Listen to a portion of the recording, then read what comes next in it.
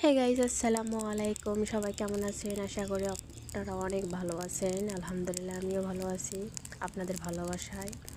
আজকে আমি সকালে রান্না করতে আসলাম। কচুর বই মাছ দিয়ে রান্না করব।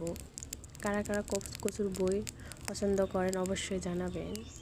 আর আমি কচুর বইয়ে বলি, আপনাদের গ্রামে কি বলেন অবশ্যই জানাবেন। আমাদের এদিকে এরকমই বলে।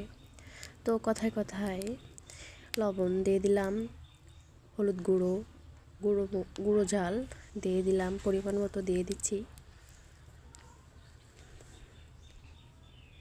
এখন দিয়ে দিব পরিমাণ মতো জিরা, তারপর দিয়ে দিচ্ছি তেল, দিয়ে দিলাম পরিমাণ মতো।